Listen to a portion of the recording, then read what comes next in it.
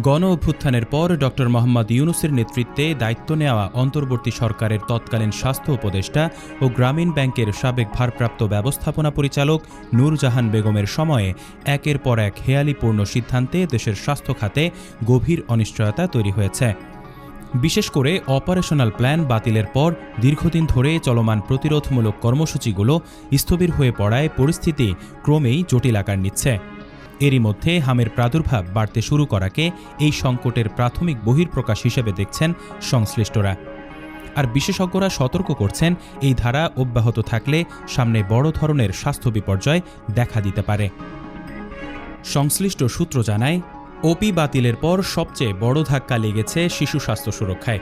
জাতীয় vitamin A+ campaign, যা এতদিন বছরে 2 বার পরিচালিত হতো, তা কমিয়ে একবারে নামিয়ে আনা হয়েছে।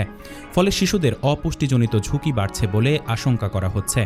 একইভাবে জাতীয় কৃমি নিয়ন্ত্রণ সপ্তাহের কার্যক্রম বন্ধ হয়ে যাওয়ায় শিশুদের মধ্যে কৃমি সংক্রমণ, রক্ত স্বল্পতা ও শারীরিক বিকাশে বাধা তৈরির আশঙ্কা তৈরি হয়েছে।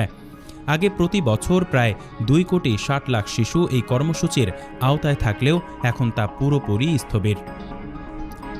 স্থানীয়রা জানান, ম্যালেরিয়া ও কালাজ্বর নিয়ন্ত্রণ কার্যক্রমও কার্যত বন্ধ হয়ে পড়েছে। আগে নিয়মিত মশারি বিতরণ, দ্রুত শনাক্তকরণ ও চিকিৎসা কার্যক্রম চালু থাকলেও বর্তমানে তা নেই বললেই চলে।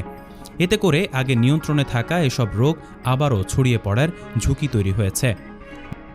এদিকে পরিবর্তিত আবহাওয়ার কারণে ডেঙ্গু ও চিকুনগুনিয়ার ঝুঁকিও বাড়ছে।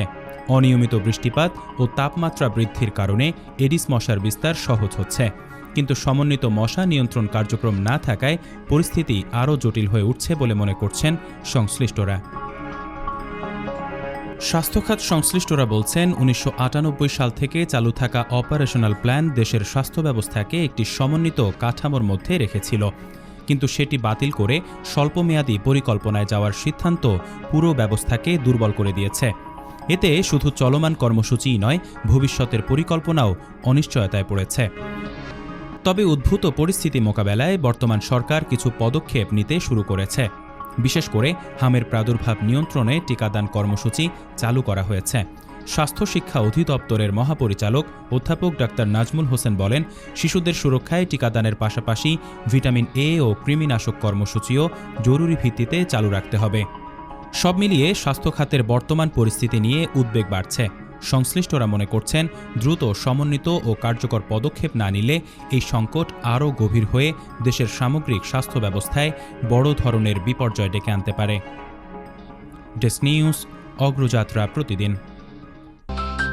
অগ্রযাত্রা প্রতিদিন, নির্ভীক প্রত্যয়ে উজ্জীবিত।